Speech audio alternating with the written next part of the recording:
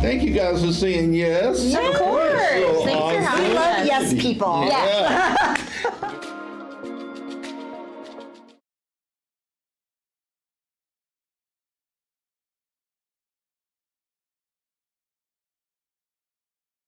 Guys, welcome to the Be Encouraged Show. I'm Frank. I'm Lisa. We're so glad to have you here on Motivation Monday. As always, Lisa, we have some incredible humans in studio with us today that we get to unpack a little bit. Just wait, guys, it's going to be fun. I'm telling you. Ask me, believe me. I believe you.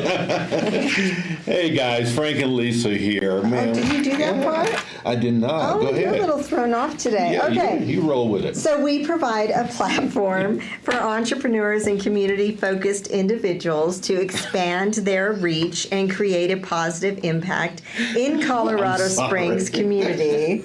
You're reading that, and she's crawling. No one underneath can the see that, camera. though. I know, but I can see it. It's just tripping me out. Go ahead. I'm sorry. Okay.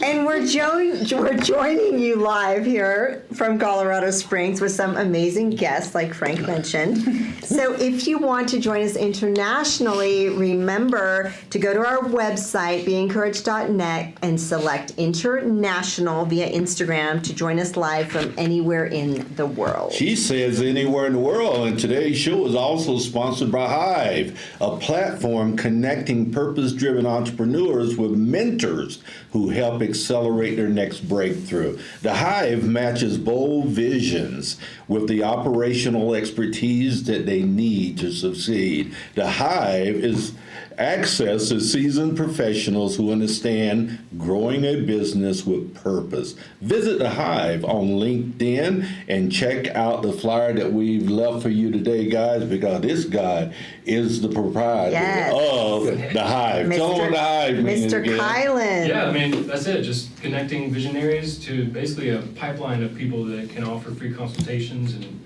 find clients themselves, but also help visionaries in the process. But that's an acronym. So Hive means... Helping inspire visionaries everywhere. There we go. Helping inspire visionaries everywhere. I need to write that down because, you know, I'm over 60.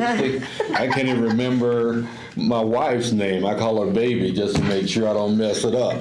So... That's fair. Is that fair? Yes. That's fair, right, Daniel? Yes. Fair, right on. We'll It's introduce safe. these folks. Okay. So, Mr. Daniel Byrd over here is the executive director of Kids on Bikes, where he advocates for youth to explore and enjoy Colorado Springs through cycling. With a bachelor's in social work from Colorado State University, he spent over 7 years helping youth exit homelessness before joining the organization in 2013 and stepping into leadership role in 2016. Welcome, Daniel. Thank you. Oh Pleasure to be my, here. that's an interesting background. You know, I didn't read that, Lisa, before we came on. Well, I got some questions. I for do you. too. I've got stories. Yeah. Yes. Ooh, good. We love stories. We eat that up for breakfast. Okay. So to my right is Miss Aspen Sarin. What a name. Yes. That name rocks. With a name like that, she's obviously a Colorado Springs native. Yes. UCCS graduate in health and wellness promotion. My daughter is at UCCS right now at the cheer camp. Cool. Yeah. They have amazing food there, apparently. Really? Yeah, she did it last. She did. Oh, well. I actually didn't live on the dorm. In the You dorm, didn't? so I don't know. Oh, you didn't eat on campus? No. Or anything? You know Oh, who okay. has a great cafeteria? Who? CC. That's true. Oh my God. Really? It is off the chain. Well, I don't know. I mean, Maybe we should go sometime. I've done sessions there with students, right? Yeah. Oh, and I got to eat. Wow, look, you're really excited about that. Okay. So, anyway, back to Aspen Sarin. So, she began her journey with Kids on Bikes as an intern. Oh, how old were you? 20? Okay. 20, yeah, like That's it was cool. like my junior year of Okay. college. Yeah. Very Yeah. awesome. So she became an intern at 20 before becoming camp manager. Look at you. After time away in Sun Valley, where's Sun Valley? So in her Idaho. Idaho. What's in Idaho? Sun Valley. I since I grew up here, I just was like, I feel like I need a change, and so I took a job at the YMCA in Sun Valley. Oh. It's actually really, we're not supposed to tell anybody about it because it's like, it's like, so like there's not a lot of people there yet that have figured out how cool it is, but it is a small ski town in Idaho. Oh, and it's adorable. It's adorable. It's like a little, yeah. Is the that nicest. where you met that dude you had to kick to the curb? No, I moved here with him. Oh, you did move there with him. I knew it. She ditched I knew him there. the backstory. He was left. You guys missed the conversation, the pre-combo. I can't wait to show this to my friends. They're gonna die. Okay, continue. Okay. Anyway, let me get to the bio, Frank. right, sorry. Okay. So, after her time away in Sun Valley, she's returned to rejoin the Kids on Bikes team, passionate about the transformative impact of biking on health and resilience. That's right. You know I love resilience. Sorry, I have a whole resilience. If they didn't podcast. know I it love before, that. they know it now. Yep. Resilience. Cheers. You tell we have a good time here. If you don't have a good time, wrong space. I'm sorry, right? That's right. All right, Daniel, let's start with you, my friend, as we ask some questions, unpack a little bit about you. Sure. It's interesting. Why, when you went to CSU, why would you major in social work? Good question. I had an aunt who worked here locally at DHS. She asked me the exact same question. Told her I was changing or switching over to social work, and she goes, "Are you sure? Really?" But I had actually gone to UNC in Greeley for 2 years. Where my son graduated. Yeah, great school. Yeah. But I was originally going the teacher track. I was going. I thought I'd be. I can see you as a Becoming a teacher. You got a teacher. teacher vibe to you. Yeah. Well, He still teaches. that kind of, I mean, it spills into social work a ton, but it was, nothing about it really sat well. It didn't resonate. I was still playing a little bit of hockey over at UNC, club hockey, just fun. And, but I went over to visit my friends who were at CSU. Sitting there, going through their course catalog, and I still, at that point at UNC, sociology and psychology, things like that, just, it was easy to me, came very naturally. Yeah. The education teacher route didn't quite as much. So I'm over there looking at their course catalog, and I come to social work. And it was one of those light bulb, goosebumps, the pages stopped, it jumped off the page. Social work, it was clear as day, unmistakable. I transferred the very next semester. I got most of my credits to transfer as well. I had to do a couple of summer courses, but social work just fit like a glove. Everything about it, because you can work with so many populations. You roll up your sleeves and get into where. Well, again, for me, it just made sense. It made more sense than anything else up to that point in life. So, made the switch, graduated in 4 years, and youth quickly became my area of focus and energy, because I have a lot of that energy, where I get energy from being around with kids and all that. And I started as a residential treatment center, so kids who are not allowed to be at the home, and a residential treatment facility is tough for everybody. So I got seasoned quickly there, and then after graduating, I was teaching kids and adults how to ice skate and play hockey as a side job and all that kinds of stuff, and everything just kind of reinforced that youth is where I would want to spend my time and energy. So, Daniel, did you have a life trauma at all as a child, that you have a heart for that? I did, actually. Yes, I did. Okay, tell us about that. So, my childhood year, especially 5th grade, was extremely difficult. Bullied to the point where I actually was suicidal as a very young kid. So I was, I had a very difficult time. Now, sports and activity, riding a bike, was an escape, was a saving grace for me, for sure. So I developed a strong empathy for any and everybody who was ever on the outskirts. So from that moment on, I recognized a gift that I had for, if there were 20 people in the room, that 21st person who's not engaging or not, maybe seems to be disconnected in some way, I would single them out, go to them, and make sure they felt comfortable, welcome, whatever the case was. So it was that early childhood stuff. I'll call it a rough, that aspect, but also at home too. Things weren't always rosy. We can all Right. relate. So I grew up around a lot of those things in the home too. So the escape for me were sports and riding my bike. I mean, I remember. Wow, so you couldn't even go to your parents and unpack your bullying Not for at them all. to help Not you? at all. Because you felt the same way at home? Right. It was Similar? just sort of the safety environment, and Yeah, my mom, bless wow. her heart, didn't really know. Like Yeah. she could pick up on things that were Right. something's wrong.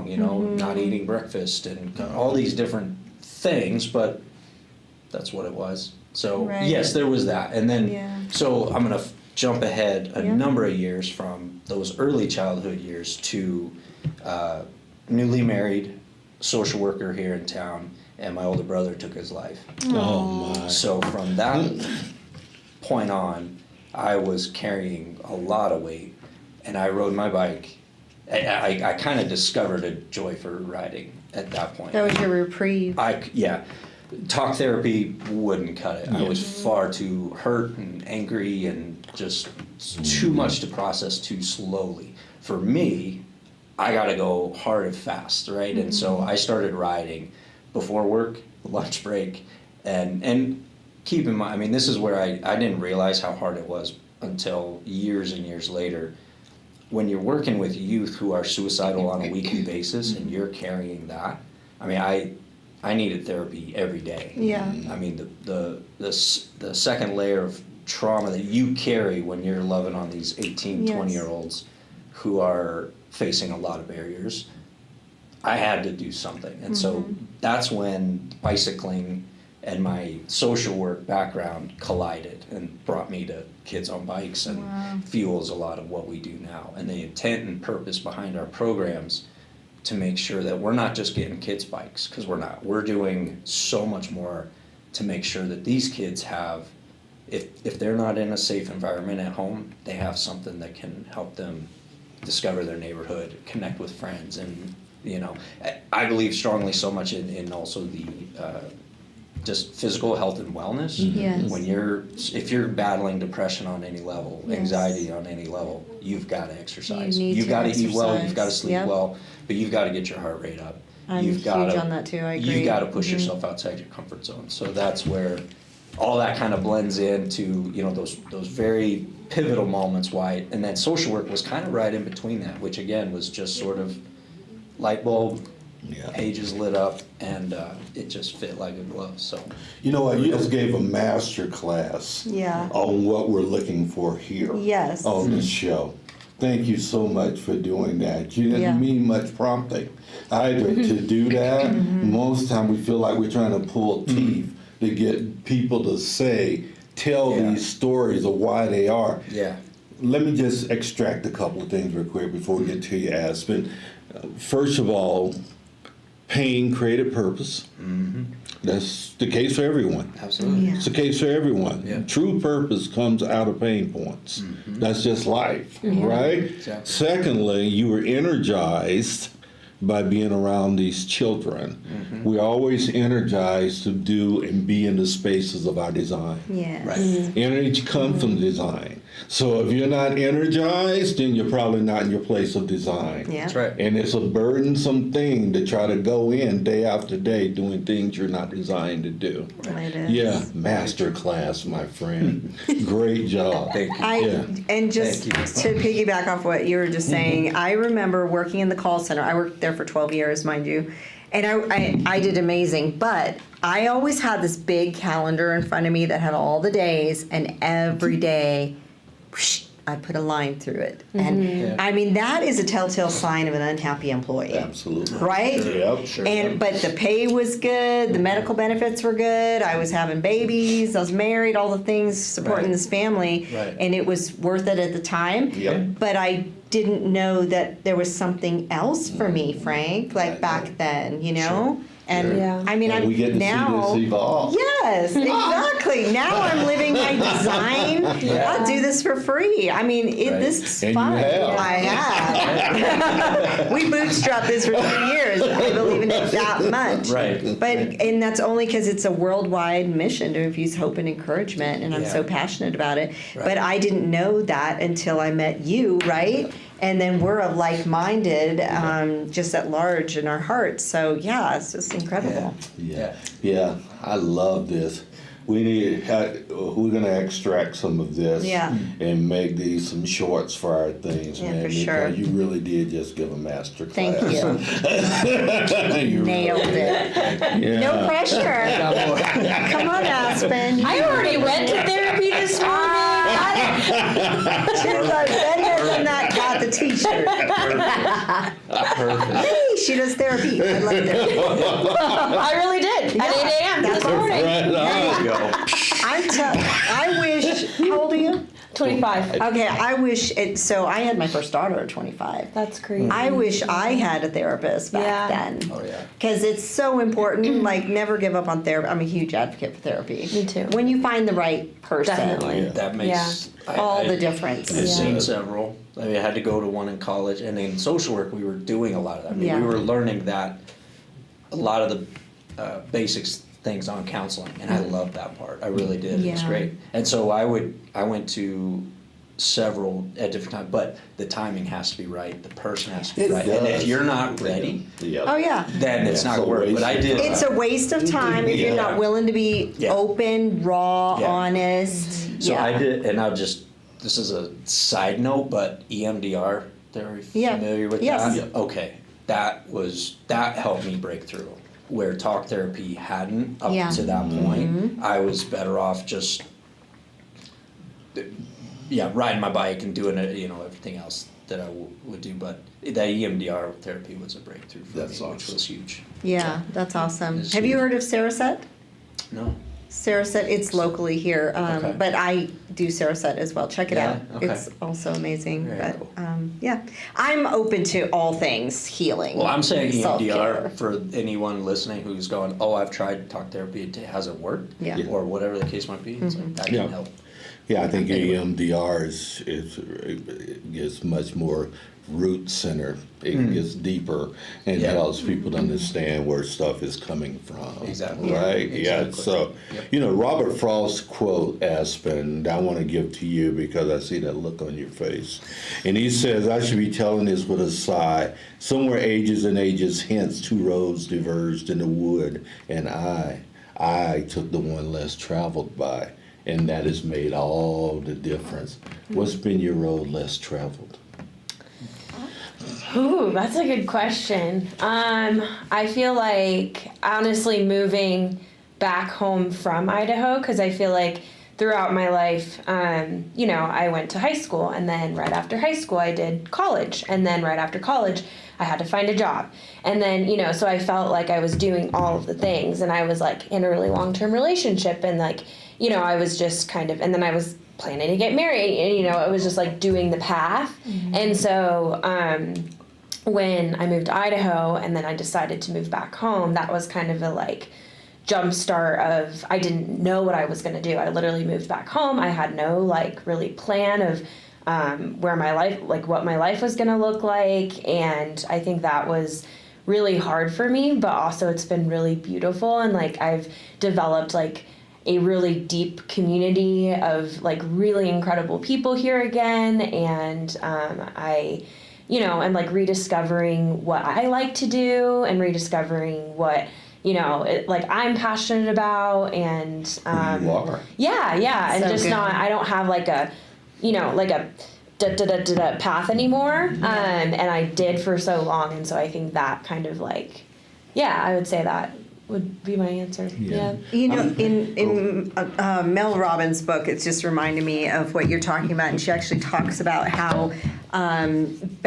society gives you the cookie cutter socialized model all the way growing up, right? Because you're in the same building with the same kids, doing the same things. You join a sport, you're with the same kids, so you have like built-in community. Right. And then afterwards, when college is all done, so hard. and now all of a sudden, start adulting, and where do you find your friends and all the things? I mean, you're blessed because you grew up here, Right. so you probably have people to tap into. Yeah. Whereas like me, I moved 29 times in my life. Right. Like I had no one to tap into. Right. I've been in many situations where I'm on my solo Lisa Island and I have no friends, you know, and to journey through that at 25, it's not easy. Yeah, community is so important. And I was just telling my mom the other day, I was like, yeah, I just have the most incredible group of people and friends, and it's been so helpful through like a really difficult time that I've had, and they just are uplifting and kind. And I don't want if I'm taking a scab off of a wound that you don't want to engage. Tell me, you're fine. Okay. You're fine. Well, yeah, I hadn't asked you yet. Yeah. You sure I'm fine? Oh yeah, that's true. But I heard I'm a dad. I got 3 daughters, right? Yeah. So you said that you were on the verge of marrying. I thought I was gonna be married by now. Yeah. Yeah. How long were you guys together? 6 years. Oh my. Time. Yeah. Wow. Yeah. Phew, yeah. Yeah, but I also have never been, like I met him when I was 18, so it's like a different rediscovery of myself, being alone and like figuring all of that out. Wow. Yeah. That's a lot of heart Yeah. to give away over such a long period of time, and et cetera. Yeah. Yeah. So you found your way back. Yeah. We're glad you're here. Yeah. Thank You know, you're supposed to be in Colorado. Yeah. That's right. With a name like Aspen. Come on now. Shouldn't have laughed. No. Is it Sarin? Yes. What? Tell us about that last name. Where does that originate? Do you have any? I have no idea. A name. I do remember my grandpa like telling me this story. Our original last name is different. I think it's spelled differently, but when he joined the military, they misspelled it. And so they just like kept it. I don't know. I don't really know where it's from. Maybe I should learn more. I don't know. It's a beautiful name. Thanks. They're really Thank full of you. beautiful humans. But Aspen, I do want to say something about. So I was that person too, who was very goal oriented. When in high school, I was like, okay, I want to be. The only thing I ever knew in life was that I wanted to be a mom. Yeah. A stay-at-home mom. Yeah. But a mom. Yeah. And I knew, okay, I wanted to be married 2 to 3 years. I wanted to have my first baby at 25. Yep. I wanted to be done having kids by 30 so I can get my body back and look amazing. That was my whole life plan. Yeah. That was it. Boom. Yeah. Lisa plan. So what did I do? Totally settled for the guy I chose. And totally married a wolf in sheep clothing. And I settled. Yeah. So, but I had 2 amazing, beautiful girls with him. Yeah. However, healing from that is so important, and knowing that you should never settle. And I love that you didn't settle, and that you pretty much ate humble pie to come back home, right? Pretty much. It's a thing. Yeah. And so, I mean, good for you overall. And you said you're in therapy. Yes. Which is amazing, because you need to like get rid of all that crud that was in the past. Yeah. Like, do it now. Don't. Like, I'm still trying to get over him. Totally. So it's a thing, and but you would understand if you knew him. Yeah. And I would probably understand your guy too if I knew him. You probably have coffee and talk. Yeah, we can do that. You guys had no problems. It's all them. I know. Oh no, there's a reason. But anyway, you can tell Lisa's been sparked this morning, right? It's so awesome. I love it. Tell us about Kids on Bikes. Yes. That's what we're here for, Is it a right? nonprofit? It is. Okay, yes. tell us about it. It was founded back in 2005 here in Colorado Springs. Paige Carmichael, group of wonderful founding board members. So 2005, around those years is when national statistics about childhood obesity were coming out. Childhood obesity was rising significantly. Not just here, nationally, as I said, but also just optics. You can see that kids aren't out riding their bikes as much. Kids aren't as active. Yeah. More video games are coming out and all that. And you just don't see bikes at the bike rack at the elementary school. That's not how kids were getting to school. So it was founded back in 2005 simply to try to get bikes to kids that otherwise wouldn't have them. Over the course of several years, so 2007, 8, 11, Kids on Bikes evolved programs. It was only until 2000, let me get my years right, 2008 had a big fundraiser, able to hire their first executive director. It was just one person, then another executive director. I joined in 2013, and we've continued to just look at ways for getting bikes to kids that not only otherwise wouldn't have the opportunity to have a bike, but what do they need to know so that they can maintain ownership well, be a good steward of the bike, but also be a good steward of their own health, take responsibility for their own health. And so teaching kids how to fix a flat, how to ride safely through their neighborhood. We don't do bike giveaways necessarily. It's everything it comes with education that's age appropriate to their circumstances, all those different dynamics that really matter. So Do you go mobile to them to do the education? Because they probably don't have money for a bike, so they probably can't get to your location, right? right, so we have and jump in at any time. So our bigger partners are schools, community centers, other nonprofits. And yes, we do bring the bicycling opportunities to them. The programming, we do bring it to them, to the schools. In many cases, we take this old shipping container, shipping containers that you would see at a construction site, those corrugated sides. Yeah. And we plant one of those there and supply them with their own fleet of bikes so that they have access. Because back in, I'm getting older here, but back in my day, we drove a van full of bikes. Yeah. And so the programming wouldn't happen. So it feels like longer. You know how that goes, right? 1 year run, at a nonprofit feels like 5 sometimes. But, Yeah. so we had just a fleet of bikes. We had a small van, and I would drive this fleet of bikes to the school or community center. Programming would happen. For that day we worked on practicing our shifting, right? And then I'd load all the bikes up and go to the next location the other day. And so that's how we did our Earn a Bike program. They would graduate after around anywhere from 8 to 10 sessions of learning all kinds of great things, practicing riding, neighborhood ride, all that good stuff. And then they would get a brand new bike of their own, a bike lock, a helmet, a repair kit. We would equip them with everything that they can to own on the bike. So we evolved into not only now where the bikes were brought into them, now we've just set up their own fleet of bikes, as I was mentioning with those containers. Right. So we also operate the pedal station, which is our community bike center, and that's where what she's wearing right here. Yeah. So this is a aspect of where we take bike donations in and we get them back out to the community through retail, through the programs as well, or at minimum we're just trying to keep everything out of the landfill because sometimes a bike is donated and we can't do anything with it, so salvage the metal and the rubber. So, but it acts as do our summer bike camps as a social enterprise. So it's a mission-aligned business venture that helps us create revenue so that we can do all those other programs that I was mentioning for free. So that's a huge part of not only creating a more sustainable organization, but doing things that the community needs. Access to a quality refurbished bike, opportunities for kids to ride their bike during the summer.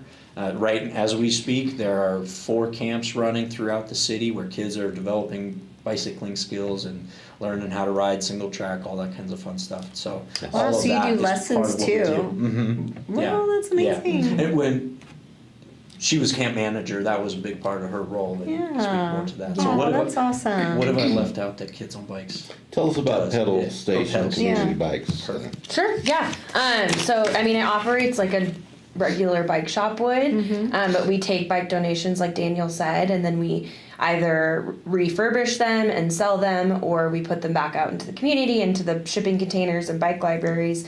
or we sell them on the floor, and then all of the revenue that we gain from the pedal station goes back into Kids on Bikes as the nonprofit, where we can offer those free programs. I really like the pedal station because I'm super big on accessibility in the outdoors. I feel like the outdoors can be really inaccessible, and it can be really expensive. And it's a bummer because we live in such I can't believe the amount of people I talk to that live here and have never done anything outside before. And I think what we do at the pedal station is really cool because we sell, bicycling gear for way cheaper than any other bike shop you're going to go to. We fix bikes for way cheaper than any other bike shop you're going to go to. And yeah, I think that accessibility piece is really important. Where is it?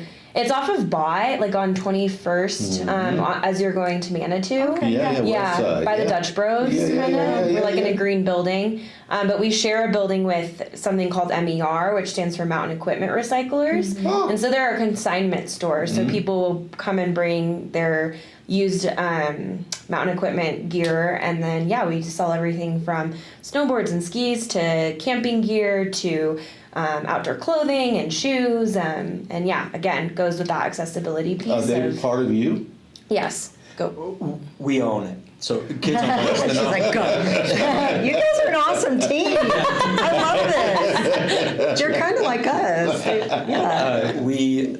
Kids on Bikes as the organization took ownership of MER back in 2022. October of 22, we own it free and clear. So it's an additional way for us to create long-term revenue for the organization. And the great way to think about it in a more traditional nonprofit sense is like a living, breathing endowment. Okay, but to run a small business takes a lot of time and energy and effort to run it. And so I've been in there. You have? Oh, Yeah, great. There you go. and I've purchased stuff on that part of the store. But I that's didn't great. know pedal station. Is this new, or how long has that been there? The pedal station. So the pedal station and MER moved in together on South Tejon in 2017. Okay. And then we moved to our new location off of Ball Avenue in 2020. Because Okay. 2020 I was bored and figured why not? Might as well move, right? Yeah, that was a big year. But we've been in the same place, and what's nice is that you wouldn't really know that you might be in two entities under one roof. We complement each other so well with foot traffic and the flow of the store. That's so good.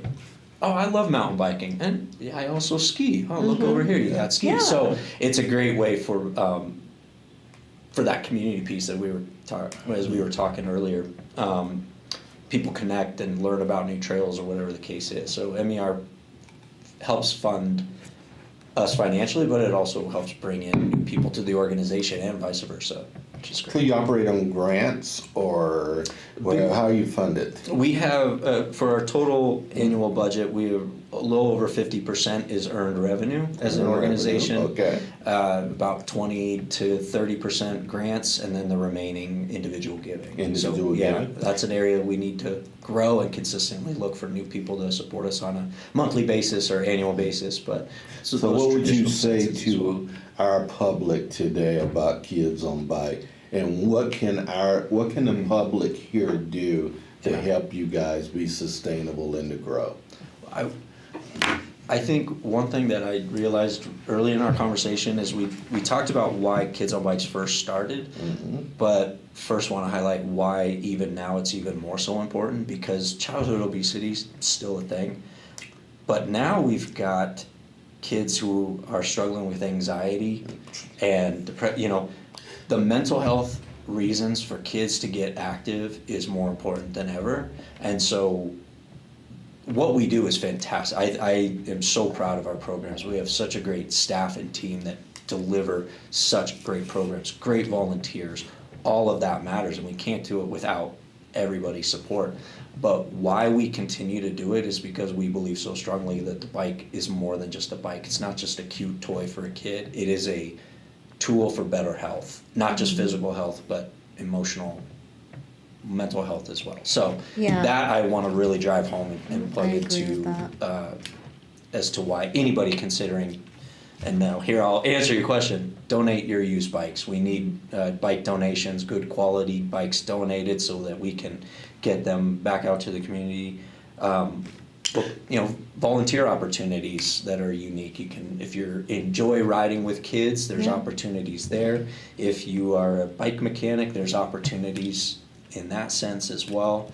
And then financial support. I mean, every nonprofit continues to need that as well. And sometimes people start with bringing in a bike donation, look around and they go, wow, this place is incredible. Yeah. And, maybe come to a family ride that we have on Sundays called the Popsicle Ride, or maybe, just take that next step, check out the website and learn from there. And I mean, contacting either of us, Aspen especially, to learn more about what we do and how even $1 goes so much further than That's you so would great. think.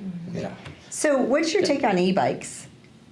Great. Good. Yeah. Overall, I'm just going to say, then you can laugh. Maybe you should. I kind of have a love-hate about the situation, but... So... I think we come at, I think as an organization, we look at it as again, an accessibility piece. Yes. It helps people who might not ride a bike be able to ride a bike. Correct. And our trails and open spaces organizations and there's lots of, our parks and rec departments and things, they do a good job of making sure that, we're only allowing certain bikes on certain trails. And, there's a lot of,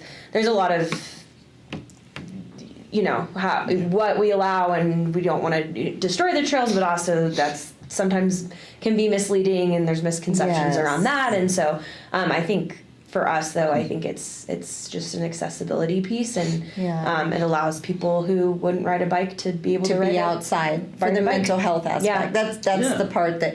Yeah, it was funny because my husband and I were on a bike ride yesterday morning, and I was like, because the people who go to your left, and then they're like not even winded, and I'm like, okay, e-biker or whatever, let's see you, ride up like I'm riding up at this speed, you know what I'm saying? Yeah. But at the same time, I'm like, okay, it's good that they're out there, there's that, but there's also the other aspect of it of there's a little danger for the kiddos and the dogs and because there's zooming and it's like, oh my gosh. So I think later evolving like different trails would be amazing. I think a big piece too is just education on, trail etiquette. And that's why what we do is so important, to create lifelong stewards for bicycling and teach them trail etiquette, teach them, how to be stewards of the land and leave no trace. And, I think the education piece is really important to get people to understand to take care of their trails and take care of the people on the trails, so we can all be on the trails together and be respectful of one another. And, Awesome. We're winding down here, guys. We haven't said, we're sorry that we got started a little bit later. No, you're good. Saw people coming in, et cetera, kind of distracting me a little bit. But we do something that I think is very important for our community in every show that we do. Lisa? All right. I'm going to start with you, Aspen. Okay. So, as you know, we're all about infusing hope and encouragement to the world. So we would like you to look at that camera and do just that. Encourage the world, and then let them know how to reach you. You're next, so get ready. Okay. Okay, I'll just pretend like I'm talking to my besties. I think every single person has such unique and special gifts, and being able to recognize that in yourself and build a community of people who uplift that in you and see that and encourage you. Everybody deserves that. Everybody deserves a group of people who love them and make them feel incredible. And I think if you don't have that, invest in that, because it's so important. Yes. And everybody deserves that, and everybody deserves to feel so supported and uplifted. And you can reach me, I don't know, Instagram, LinkedIn, email, aspen@kidsonbikes.net. And I'm always looking to build my community, and I'm always looking to make more friends that like to bike, and especially women. So Awesome. Daniel? So encouragement, or offering encouragement, hope, Is that right? Yes. Okay. And well done. Well said. Yes. You have to look at the camera, Daniel. I do. I'm collecting my thoughts. He's thinking. It's a little. Just collecting my thoughts still. So I have found myself consistently able and in a position to help people get started. So whether it was teaching kids to ice skate for the first time, teaching kids to ride a bike for the first time, and being in a unique position now to help people start out in their career and move on to bigger and better things all the time. If you're not, I would tell this a lot when I was coaching, if you're not falling down and crashing, you're not trying hard enough. And I think don't be afraid. I think that's the thing I come to. I mean, I have to tell myself that a lot. Lean into that fear, lean into those moments that are tough, because you will get shaped and formed into who you're supposed to be for whatever lies ahead. And so, yeah, one step at a time. I have to do it every day sometimes still, but that's really all we have, one day at a time. That's Every right. day is a gift, so That's right. live it up. And Live it up. Don't waste time. How can they reach you? Reach me, Daniel at kidsonbikes.net. He doesn't know I'm how on to use LinkedIn. Instagram. That's true. I don't have it anymore. Yeah, email. All right. Daniel at kidsonbikes.net, and go to our website. Learn more there. Awesome. Thank you so much. We need to do a spotlight visit for you guys, Yeah. by the way, That'd too. be Yeah. fantastic. That'd be Love to have amazing. you. Indeed. We'll be back with show 2 in a few moments. Thanks, everyone. Thank you.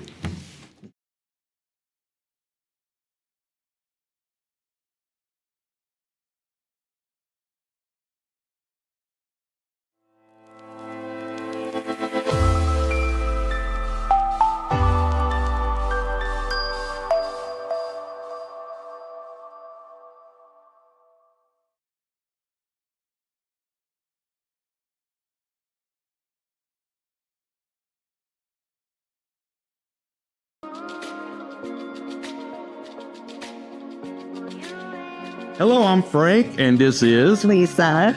We want to welcome you to the Be Encouraged Show, where each week we reach an audience of 45,000 potential listeners And growing. across our social platforms and guest networks. Our mission is simple yet profound: to spread hope and encouragement, connecting our audience with stories that uplift and inspire. So, whether you're a business owner looking to expand your reach or someone eager to share your journey of impact, our platform is designed to highlight the positive differences we can all make. Getting involved with our show is easy and rewarding. First, you get to be a guest on this show. This is a fantastic opportunity for brand recognition as you share your story with our engaged listeners. And Frank and I are now offering Q&A Mastermind monthly sessions. And these are not just informative experiences, but we actually help with your business on strategic insights and provide a supportive group setting. Oh, yes, we do, don't we? And if you're looking to drive targeted lead generation, consider sponsoring our show. We offer multiple tiers and customizable options to fit your marketing needs perfectly. We have had over 350 guests, and they have been able to brand themselves and share all the goodness that they are doing here in community. And it's not just about numbers. Our approach opens up a space for vulnerability, helping our guests genuinely connect with audiences. This authentic interaction is a powerful catalyst for community and business growth. Take, for example, we have partners here at Be Encouraged, and since getting involved with our platform, they've seen a staggering 900% growth in just 7 months here in the Springs. So if you're ready to make a significant impact, join us today at beencouraged.net. And let's make the world a more hopeful and connected place, one story at a time.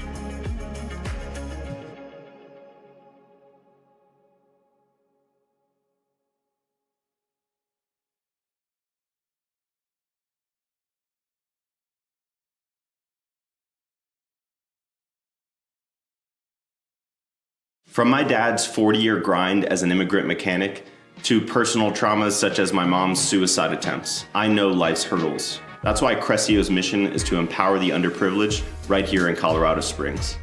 Are you struggling with sales? We'll help with leads and conversions. Or are you overwhelmed? We'll help with automating your tasks and optimizing your business for staffing. Are you ready to transform? Scan today to start.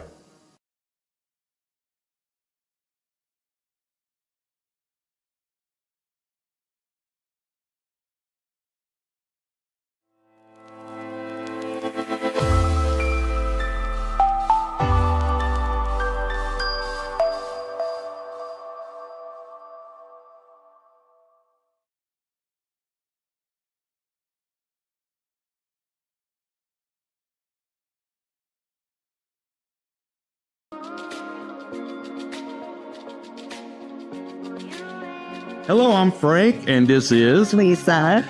We want to welcome you to the Be Encouraged Show, where each week we reach an audience of 45,000 potential listeners And growing.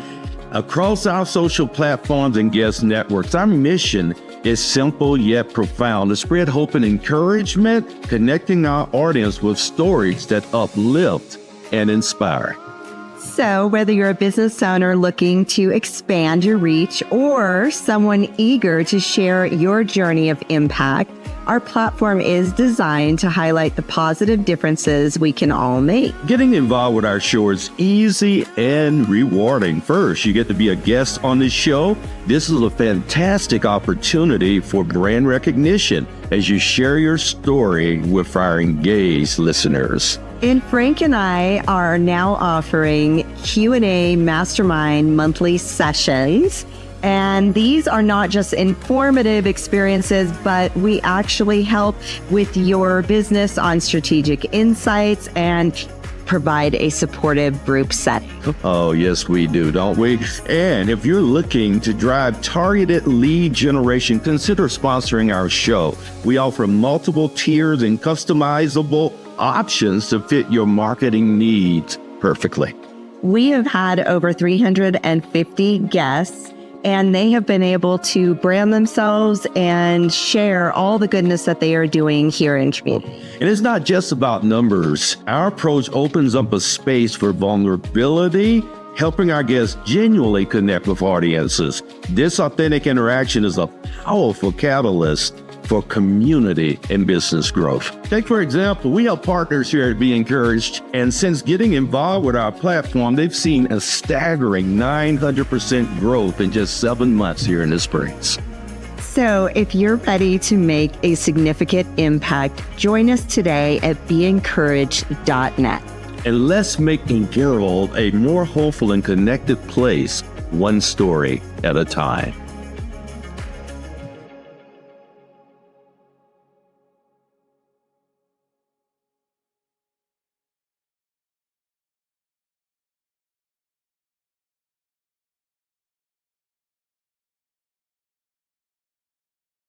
From my dad's 40-year grind as an immigrant mechanic to personal traumas such as my mom's suicide attempts, I know life's hurdles. That's why Crescio's mission is to empower the underprivileged right here in Colorado Springs. Are you struggling with sales? We'll help with leads and conversions. Or are you overwhelmed? We'll help with automating your tasks and optimizing your business for staffing. Are you ready to transform? Scan today to start.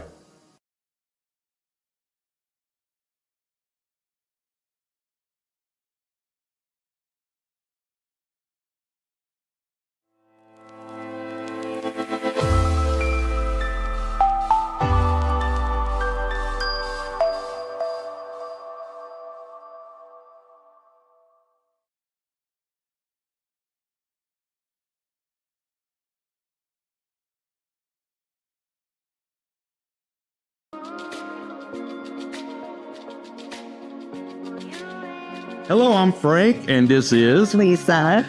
We want to welcome you to the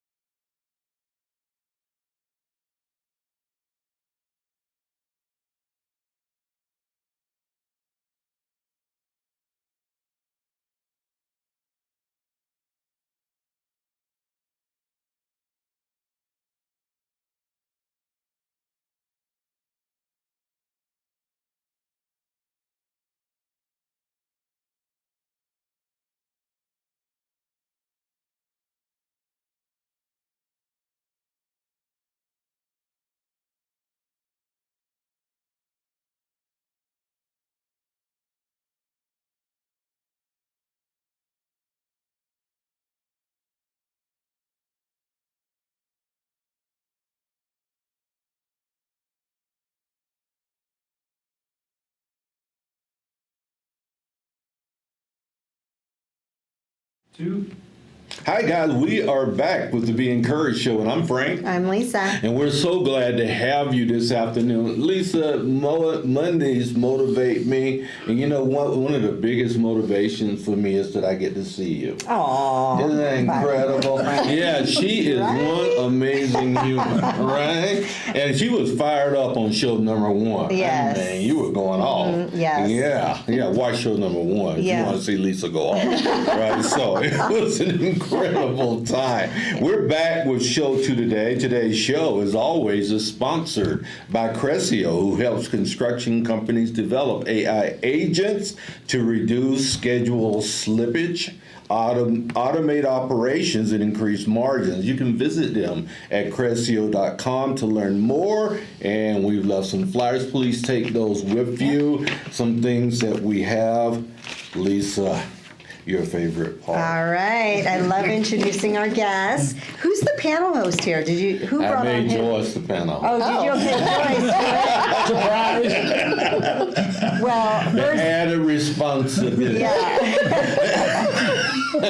I missed the memo. Well, you have a beautiful name. That's my mother's name, is Oh, Joyce. wonderful. So I love your name. All right, Joyce Prunty or. You got it. Oh, I did. Okay, good. I could have done that a bunch of different ways. All right.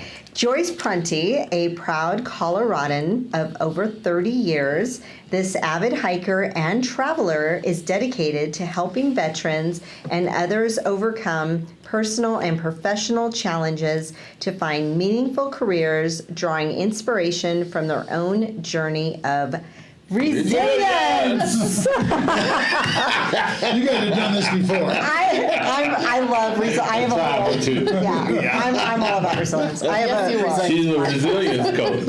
I am a resilience coach. That's why it's a indeed. thing. All right, Mr. Brian Cluth. Yep. All right, Clues with the truth. Cluth with the truth. Pastor Brian Cluth. Are you a recovering pastor? I was a pastor for 10 years, and it was a great experience. Okay, so you're like him. You're a recovering pastor. I'm a recovering pastor. Hallelujah. Hey, dealing with humans in general is not No easy. joke. Yeah. And then when you put a cloak of holiness over it, I can't even imagine. Okay, that's definitely not my I hope calling. you don't ever have No. to. I am spirit filled though, but you know, I am not a pastor. Which spirits varies. Gosh. He's really fired up today. This is definitely your work spouse Yes, relationship. it is. Yeah, she sees it. Okay, so who is this Pastor Brian Cluth? He is an international speaker and author on generosity, God's provision, and legacy giving. With over 1 million copies of his books in print and translated into 100 plus languages, he has impacted lives in 50 plus countries and been featured in global media. Right on. That's me. Yes, welcome. That's you. I need some coaching, brother. I have 3 books. They certainly out 1 million copies of them around. Yeah. I think my In wife and Lisa only ones that bought it.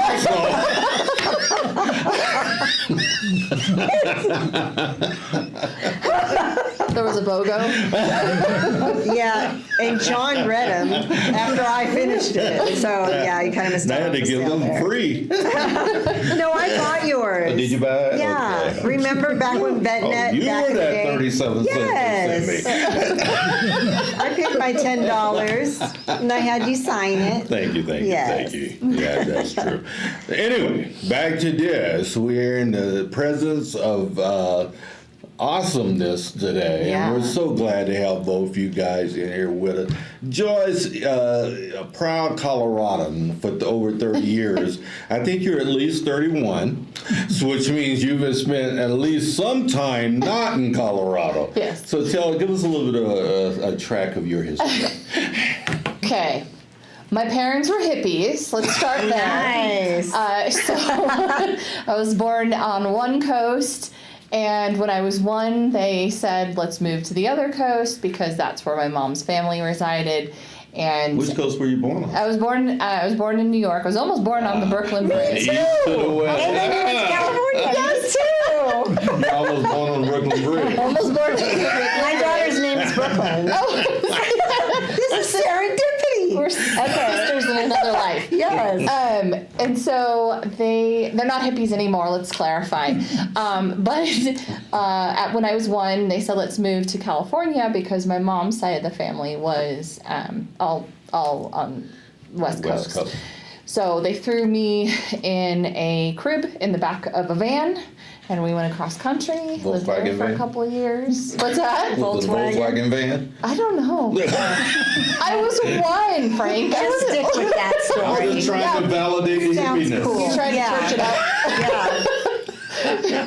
So we lived there for a couple of years, and then some friends of my parents called us out to Colorado. We originally lived in Gunnison, and were there for 5 years, and then decided to fellowship and move to Colorado Springs. There was more opportunities for my folks to grow in their careers. And how old were you when you landed here?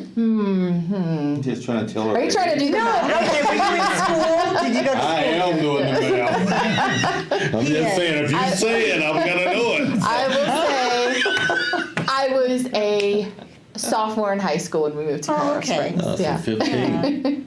Oh my goodness, Frank, you're so bad. What did you say? He's 15. He's trying to figure out. Now remember, I said I lived in Colorado for over 30 years. That's Yes. true, not the Springs. Yes. Yeah, okay. Right on. I'm not gonna throw you under the bus. She's much younger than me, is all I know, so that's all right. So Colorado, were you affiliated with military? What started? Were you married to a dude? Was I married to a dude? Yes. Hey, we might live be in the 2020. There's never a way. I'm on the second one now. Both were dudes. When we moved here, my dad was out of the military before I was born, so he's a Navy veteran. Okay. Get a lot of Navy in Colorado. Yeah. But he was out of the military by the time that my parents got married. So just wanted more opportunities. That's why we moved to Colorado. First husband was military, retired Air Force. Okay. And then new husband is not, but he's a thriving entrepreneur himself. Oh, Yeah. What does he do? He has his own landscaping business. does he? What's the name of it? Throw a thing out to him. Yeah. Yeah, It's, you can give me a check on the way out. JMS. JMS. Jason's mowing service. He's going to kill me because he's so busy right now. Oh, what do you think? He's busy, sorry. So, JMS, you won't get him. The answer is no. Better be busy than not busy. Not at all, Isn't no. that incredible, though? Yeah. That's awesome. That's great. Right. So he only does mowing. No, he does a lot of maintenance. Mowing is definitely his bread and butter. Yes. So, but he'll do other things, aeration. Hard-working man. Yeah. That's Yes. so cool. Yes. Well, that's his. We both have full-time day jobs, and then both have our side businesses. Oh, my God. So you're funding your fun. Yes. Exactly. Yeah. That's Jason? Is it? Jason. Yeah. I think you told Have you met Jason? No, I haven't. Oh, okay. She won't introduce me to him. Oh. I don't know what the deal is. She's embarrassed by me. Oh my gosh. I thought you should start with your book. You're first. very eclectic. Eclectic. Yeah. I've been Start called with a lot life of things. What's that? for that. You are eclectic. Start with his life story book. What's the name of that book? Dream Again, Lessons on Leveraging Your Pain. Yeah, that one. That's the one I read. Huh? I like the title. Yeah. Yeah. So, Brian, I read, man, I tell you, I sent you a message on LinkedIn. Yeah. You flooded me, brother. I did. Hey, that's Yeah, cool. see, Content man. you are a content Man, I'm telling you, I was like, okay. I said, Brian, dial it back a little bit, man. You can't give all of that on. We don't have that much time on the show. Oh, did he send you a whole book of what he wanted to talk about? No, he just gave me a lot of background on what he does. And stuff. Yeah. But you get to synthesize that a little bit here. Tell us the Brian Clough story. Yeah. Brian Clough story. Yeah, Clough story. Born at a very young age in Milwaukee, Wisconsin. Go Pack. And go Pack. Father was a fire chief and working mom. But my big thing was I became a Christian, really came to know what it meant to be a Christian when I was 20 years old at the university. And since then, my life has been an adventure, a faith adventure. So faith, what's faith? F-A-I-T-H. Fantastic adventures in trusting Him. Oh, what a great acronym. I've had these 50 years of living this adventure with God, and it's been an incredible journey. So what took you to God at 20? Oh What man, girl? my emptiness. You know, I tell people I was a liar, I was a drunkard, I was immoral, and I was a thief, and that was on a good day. and you know, I was a university student, and I was going for the gusto and everything life had to offer, and I was coming up empty. And someone shared a verse with me. Jesus said, "I've come that you might have life and have it more abundantly." Yes. And I was like, Lord, whatever that is, I don't know what it is, but I'd love to have it. And I just said, all this other stuff I've been doing to try to be, full and satisfied and happy, I just bring it right to the cross, lay it right there, and then now you come in and fill me. Wow. Were your parents saved? No, they were not. No. Ooh, so how did this happen? Like, What did that girl? transition? What Wait, girl I'm in working. college? Actually, it was a lifetime friend of mine, family friend.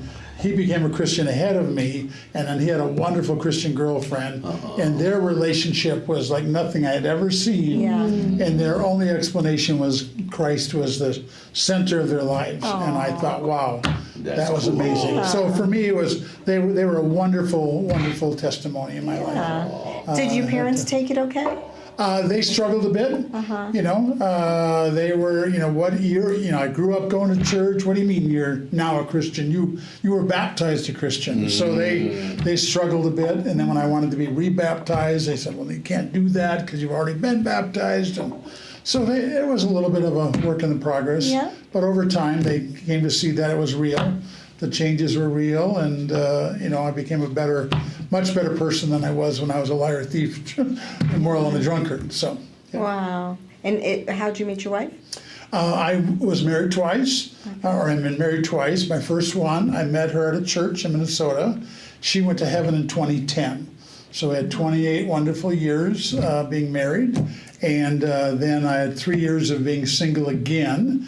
And then I met another gal who was widowed, and we met and married in 2013. And so I've had 2 amazing marriages, one for 28 years and one for 12. Where's the other one? Or you're? What? Are you still married? I'm still married. Oh, Yes. okay. So I'm But when you married. said it, I was like, wait, is she So- done? No. Okay. I'm married to my second wife. Okay, My and you're first still wife's married. in heaven. Okay, gotcha. I got the heaven part. You got that one. So that's 2010. Remarried 2013. Okay. And you're still happily married. I'm still happily married. Awesome. I'm very, very fortunate. Very cool. Yeah. How many grandbabies? One in heaven. Oh, Just one in heaven. One in heaven, but 4 adult children. okay. Yeah. Yeah. Frank? You got anything else? No. Okay. I'm glad. What are you I'm glad? joking. I'm messing with you, Lisa. That second question really kind of threw me off. She's like, really? Where is she? I know. I'm so She's home right now, right, Brian? confused. She's probably watching us. Yeah. She's like, I'm still here. You know, there can be some cynicism brought up when you frame marriage in such an incredible space, you know, because like you, I was a pastor, and like you, I've been married twice. Both my wives are still on earth. My first wife and I are very good friends. There's no drama or anything like that. But marriage is difficult. My friend, It's not easy. You know, two people together, you know, with backgrounds, whatever, trying to bring this together. I think Gary Thomas put it best, and I told her in Sacred Marriage, he said, God never gives us a marriage or a spouse to make us happy. He gave us a spouse to make us holy. Yeah. And nothing makes us holier than having to deal with the crap in our own hearts. Right. Right? So you said all these glowing things about your marriage. Tell people no difficulties in marriage? No, we went through tremendous difficulties, but not so much in the marriage, but Okay. infertility, adoption, children that were wayward. So my marriages actually were very, very special. Both of them have been, I mean, just wonderful. And we kept short accounts. So I can say this with all honesty. Yeah, sure. Never went to sleep mad at my wife, either one. Wow. So 28 years with one, and then 12 with the other. Yeah. So 40 years of not going to sleep mad. But what that meant was we had to work out stuff from the day. So sometimes we'd go to bed and we'd have this phrase, and we'd say, is there a brick in the bed? Because you just feel a little something's not right. Oh. And we say, we need to throw out that brick. Oh, I like that. And so that would be a phrase I would use with either my wife. Is there a brick in the bed? Because I'm just feeling we're not right in a good place. And she might say, yeah, well, you know, at dinner tonight you said this, you did that, or Right. when you left today, or you didn't handle something right. You know, honey, I'm sorry. I didn't mean that. And let me play. I want to say, forgive me. And then we'd always have devotions together and have always prayed. So we were in the Bible every night. And we were in the Word, just short 8, 10, 12 Yeah. verses Yeah. in the Word and in prayer every night. And that question was always available, is everything okay? Is there a brick in the bed? And other times I might say to my wife, I'd say, well, there's a brick in the bed, but it's nothing to do with you. And I've got some struggles going on. But that little thing made a difference, because as a pastor, and he'll know what I'm talking about, right? You'll understand that is people don't have a brick in the bed, they got 1,000 bricks in the bed, and they never worked out any of them. And so now they have a wall. They got a wall, and when they try to talk about any brick, well, they bring up the other brick, and then the other brick. And people say, you know, when you fight, you get one guy said, you get hysterical, or you get historical. And she goes, you mean hysterical? No, you get historical. You bring it up, we're talking about this, and you're bringing up everything else I did wrong. Everything you always do. Yeah, never do and always Yes. do. But anyway, we kept really short accounts. And so I can say I went to sleep at peace for 40 years. That's awesome. Of marriage. If I try to use that analogy in my first wife, she would have took that to mean she really could have a brick. I would have woke up with a brick beside my head. Instead of a pillow, put a brick there. Yeah. Nice little Oh my gosh. Yeah. name right on them. Oh Literally has your man. name on it. Yes. Or your transition that you did. Oh wow. Yeah, that would have been not good. Well, thank you for that though. That's wisdom. That was such wisdom. Yes. So thank you for sharing Awesome. that, brother. You know, Joyce, you are here, and how things going? Tell us about the track. Where you at? Yeah. Is this where you want me to show my soft underbelly? Oh. I love that. Oh, you know, I have to say, life is good, but speaking of marriage, my husband and I both are Christians too, and we have found when there starts to be bricks between us is that we have not made the time for Christ in our life. And it's so easy to do that. It's very easy to get caught up. I mean, I just told you how busy we are. And if you're not setting aside that time, then you don't have God in the relationship. And that needs to be a priority. And that was something we established early on. But to answer the overall question. Thank you for that soft underbelly. Yeah. No, we're not there yet. Oh, we hadn't even reached that yet. Oh, okay. I'm sitting on with bated breath.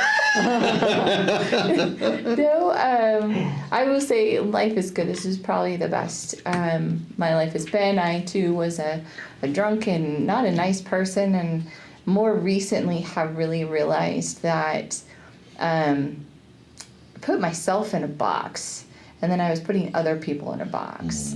And those were expectations that it was really hard to live up to, and for anybody to live up to. So I couldn't figure out why I was always such an angry person, and that's been my most recent revelation. But it's been a lot freeing to realize I don't have to live there, so why should I put other people there? You know. But yeah, that's probably been the biggest thing. And as much as I think I'm a vulnerable person, and I encourage people to be vulnerable, it takes work. It takes work, and nobody wants to show that. But really, that's what connects us as humans. Yeah.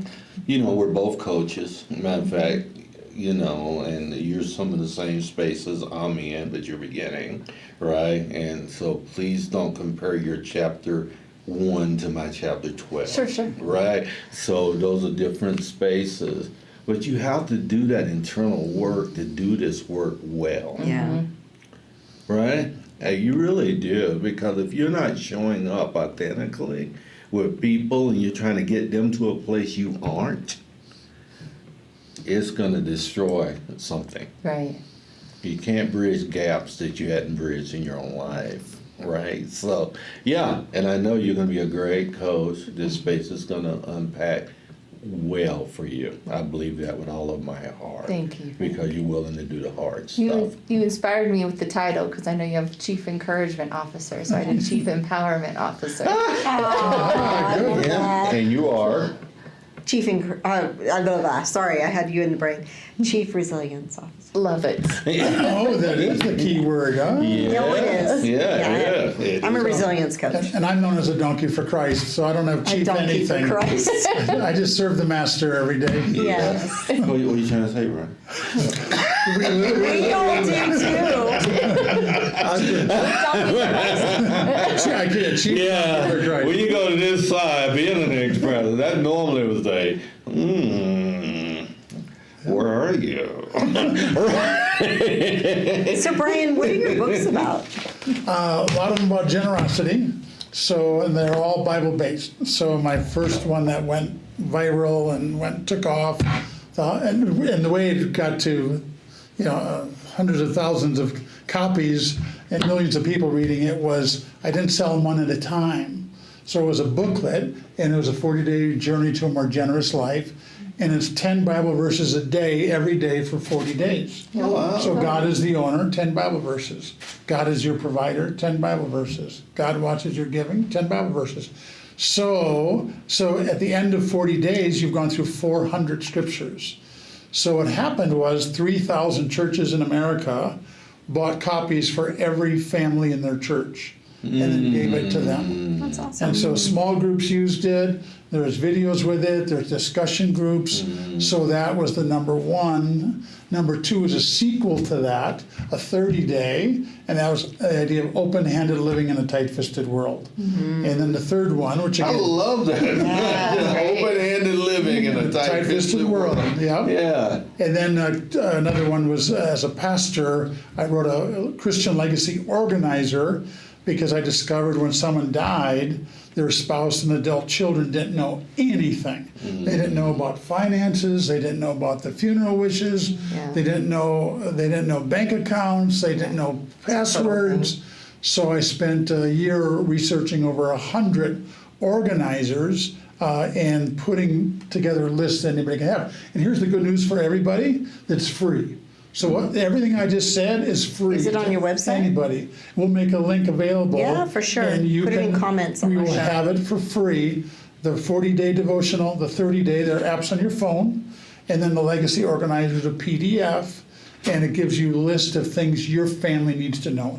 It's called Because I Love You Legacy Organizer. That's so great. In the military, they call it a death binder. Okay. Yeah, yeah, what do I they, know, what they do didn't they need to know? sugarcoat it. Yeah, exactly. Because Yes. otherwise your family's left with chaos, confusion, conflict, and loss of cash. Yes. That's what I discovered. Yeah. Yeah. Indeed. Boy, those sound so valuable, Yes, don't they? exactly. How'd you make your trek to Colorado, my friend? I was in Milwaukee, Wisconsin, and the Lord opened up the door for me to become a pastor when I was 45. I was a CEO, so I wasn't on a pastor path or track, but the Lord opened it up, and I had the privilege of being 10 years a pastor of First Evangelical Free Church here in Colorado Springs, Oh. down from Garden of the Gods. Yeah.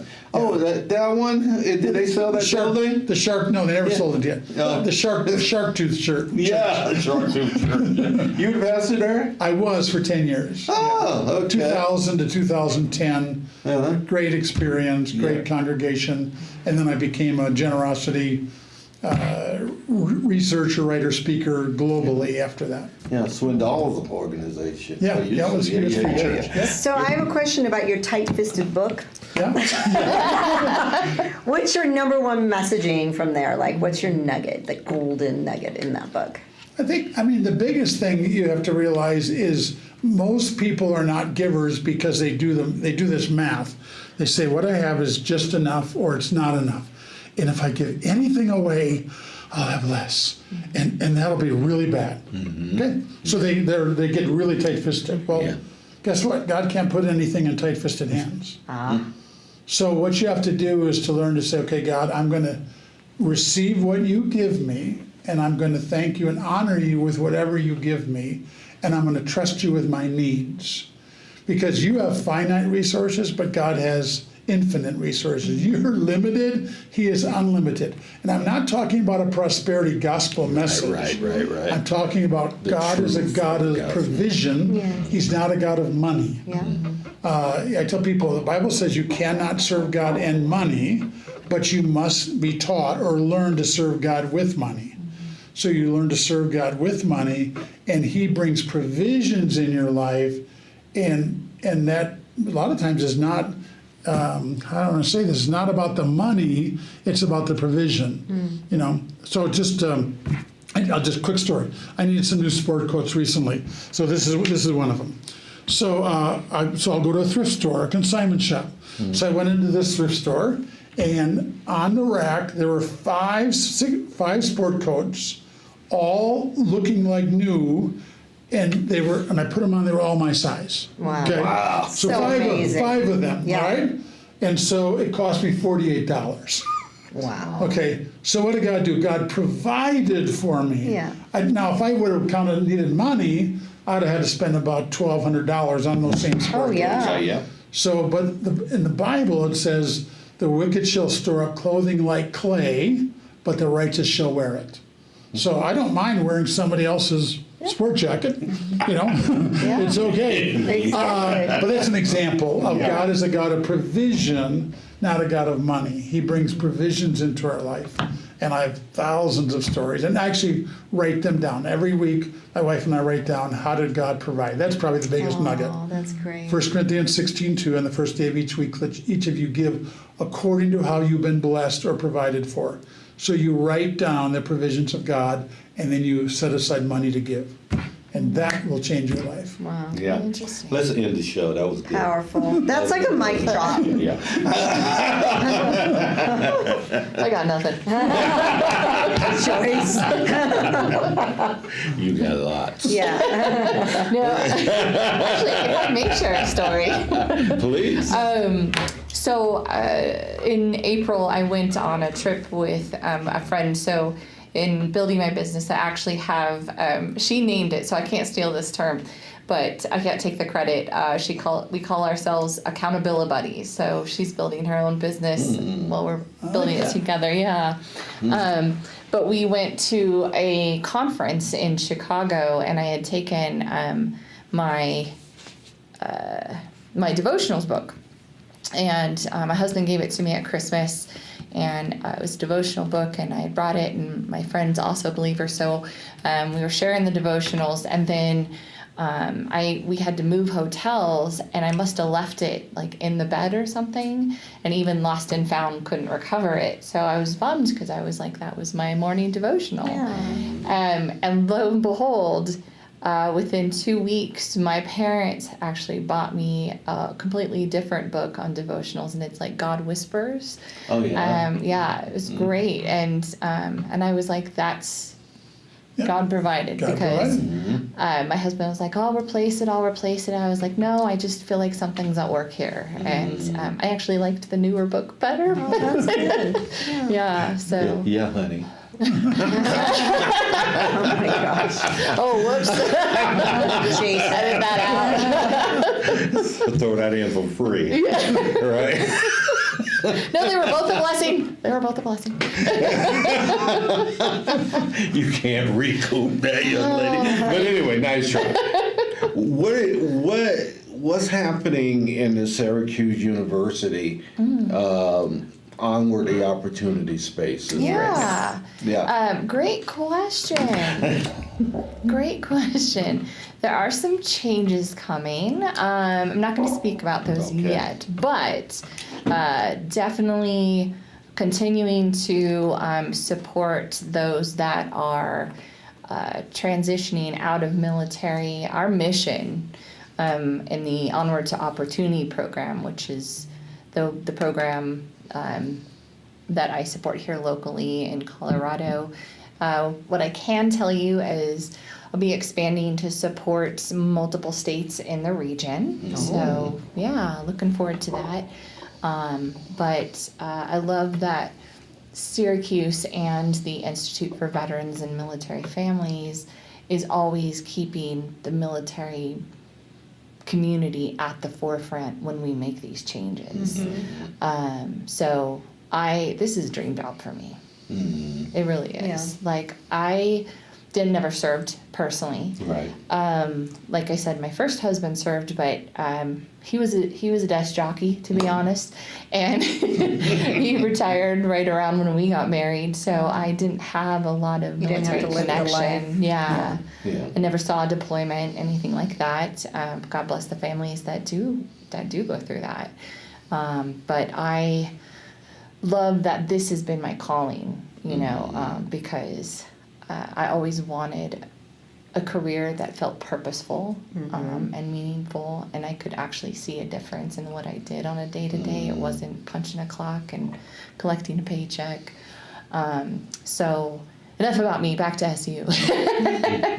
But programming, though, yeah, this is where you are. Is programming different now? Because when I used to work with you guys, we came every cohort. You bring in different people to talk about different aspects of their transition. Is that programming different now than it was? No, we still do that. Are you feeling out of the loop? I can bring you back. I absolutely can bring you back. No, we still do that, but I am currently revamping the program. But we do provide that career development support. While that period of time is called Onward to Your Career, I actually have started phrasing it as Onward to Your Career and Community, because I want the military community to know there's more resources out there than just career connected. Right. Oh, okay. All right. I need to catch up. Yeah. So We'll bring you back. bring me back. Reel him in. Yeah, bring It me. is going virtual, though. Are you okay with that? Yeah. Yeah. Yeah, kind of. Yeah, doesn't mean I'm not saying this is a pitch for me to participate. Yeah. I just want to know what's going on. Yeah. You know, I'm ex-military myself. Lisa and I lead military organizations out here in our Sure. community and et cetera. Yeah. Military is very important to me as a human and et cetera. So I want to make sure that I have the information to get to other people Absolutely. Right. so that we can help assist with But that. we loved having you because you had a really great message, and you were one of the few. You were one of the presentations that they said really stuck with them during that Aw, cohort. that's So thank you. awesome. Yeah, I'd love to have you both. Absolutely. Okay. Yeah. All right, here we go. Yeah. We both. There we go. Yeah, well, tell the audience, Brian, what you're up to these days, Yes. my friend. Up to these days, we're involved in Africa. So I've been going to Africa for 13 years, 1 or 2 trips a year. We're in Africa. Mainly Uganda, but now we're starting to spread across the continent. Started with child sponsorships. This is all volunteer work. But in memory of my first wife, and she went to heaven in 2010, we started a girls sponsorship program at a school in Uganda. So we did that, built a 124-bed dormitory, 124 girls starting, live there during the school year. But then with my new wife, we would go visit these girls and their families, and we discovered that they didn't have clean water, not at all. So we searched the world for the best solution, and we found water filters that would clean any dirty water. And they didn't have light at all, no electricity, and they would use terrible kerosene lamps and candles, which are really bad. Yeah. Search the world for the best solution, solar lamps. And then women cook over basically a campfire in a little shed, which are horrible conditions Yeah, for the mother and the smoke children. and- yeah. And we searched the world and found the best cook stove, 80% less wood or charcoal, and basically no smoke. Wow. And then they try to grow enough food, but they can't. And we found something called Farming God's Way. So and to show them how to triple their crops. So they have a big garden. We'll show them how to triple their crops, have enough food to eat, and then How enough did they to sell. triple their crops? Doing Farming God's Way. Which is? It's a 1-week training, and it's very, very specific. But you learn to very carefully plant. You measure everything, and you mulch everything. And it's the mulch that keeps all the moisture in the ground. So literally in Africa, we have pictures of this and videos where here's Farming God's Way, and here is the traditional Ugandan farmer, and they're growing corn, right? So this one over here, the traditional, you look at the ground, it's brown, it's cracked, it's terrible. The stalks are 3 foot high, stalks are 3 foot high, but then the cobs are shriveled up and they're really dry and Yeah. ugly, and it looks like death, right? That's Yeah. death. And right here, Yeah. they're 7 feet tall. And they're green and they're lush, and the cobs are this big, and they're yellow and they're juicy and they're amazing. And you would say, like, same sun, same ground, same rain. What's the difference? Yeah. Farming God's Way. Okay, so how does the sun get to the seed? Do they wait for it to grow a certain amount and then they put a bunch of mulch on top? No, you very carefully plant and you measure everything and you put the mulch on top. And so the little moisture that comes in goes into that ground and loosens it all up. And then the warmth of the sun hits it and it sprouts. So it can still sprout without sunlight? Yeah. Well, that's sunlight. It has the warmth of the sunlight, but not the Yeah. sunlight directly on it. Right. Oh, I didn't know that was a thing. So we've been doing these things for a number of years. Yeah. But someone said, well, you're not sharing the gospel. You're just helping people. You're not telling them about Jesus.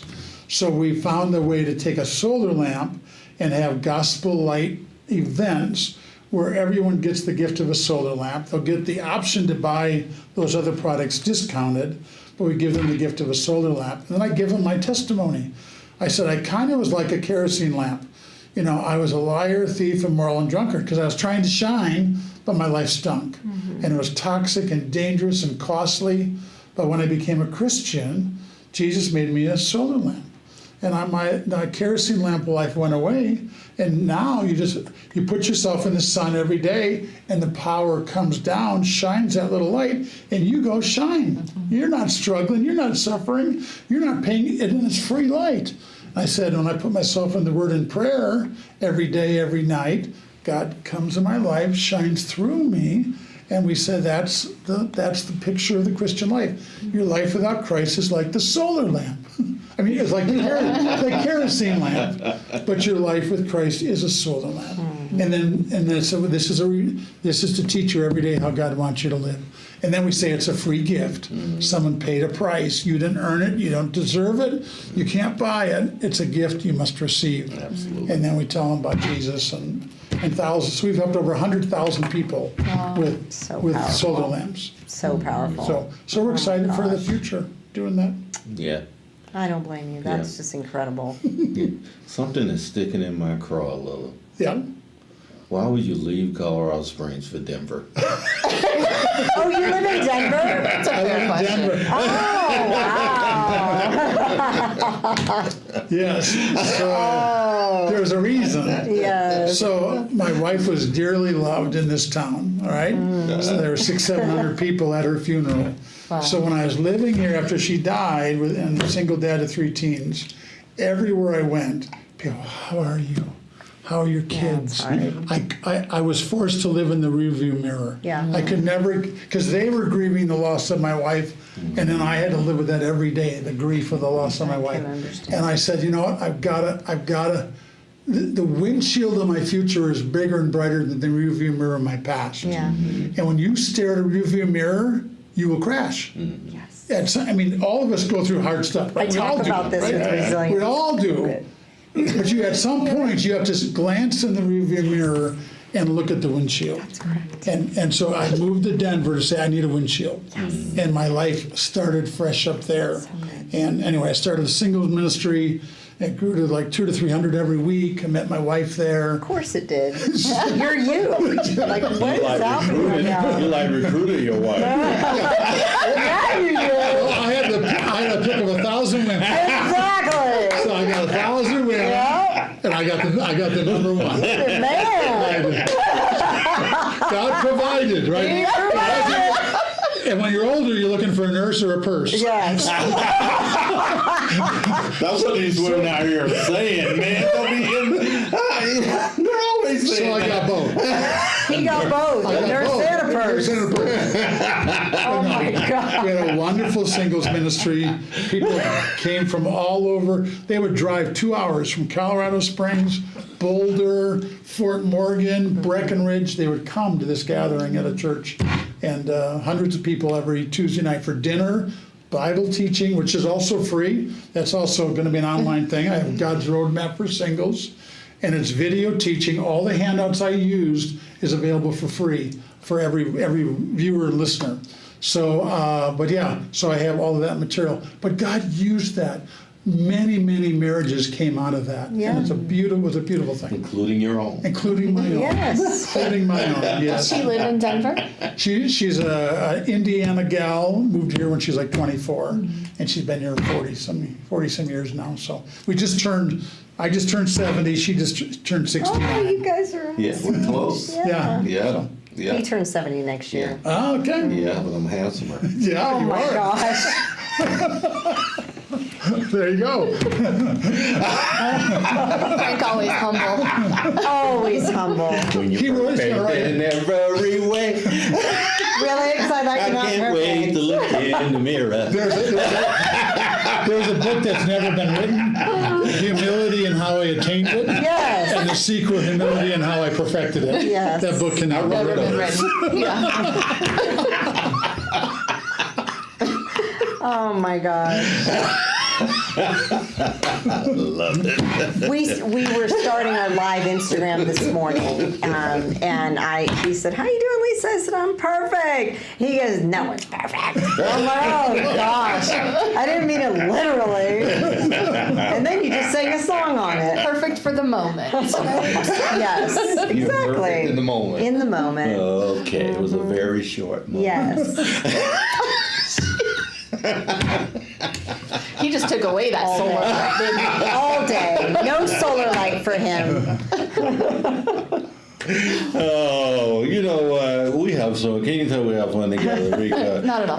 Watching her grow has been one of the highlights of my Yes. life. It really has. And me growing as well. Yes. Because, Praise the Lord for that. Let's get back to our Every guest. day. Joyce.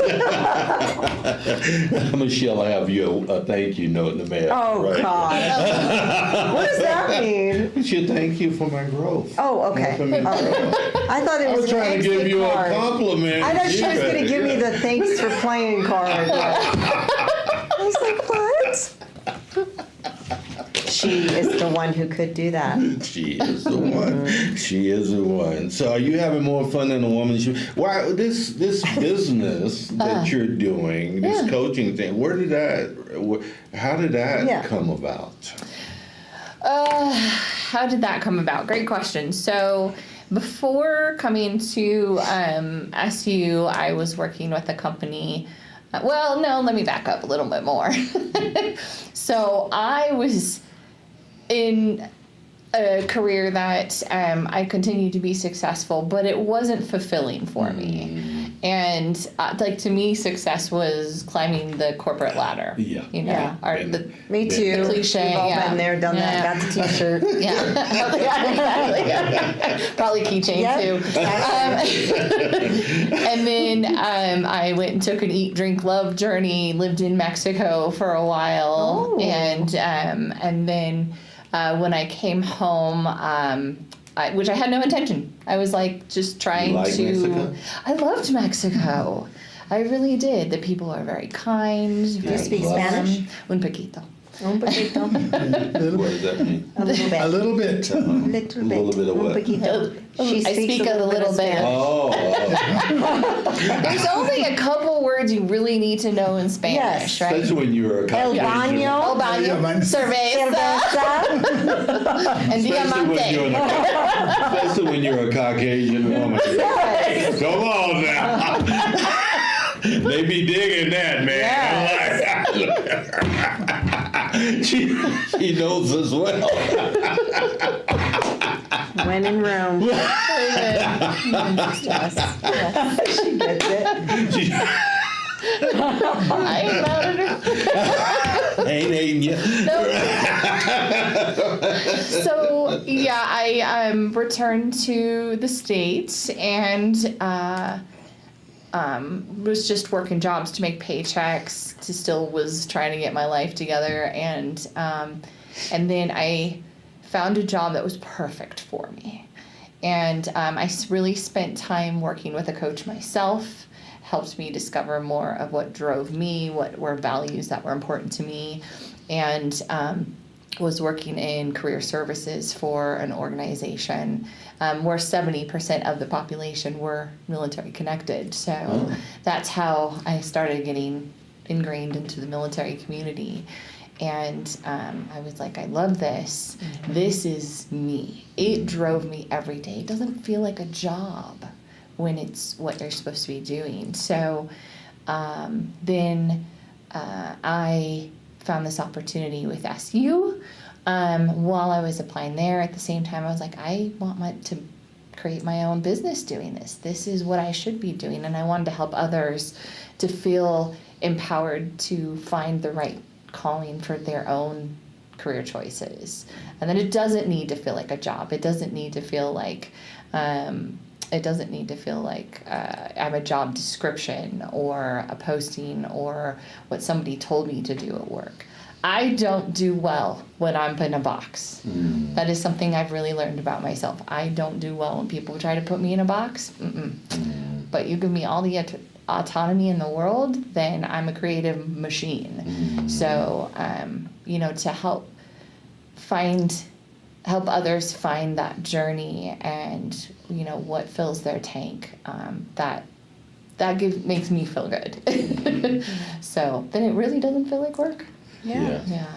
I know when how they got this thing going around saying, find what you love and you never work a day in your life.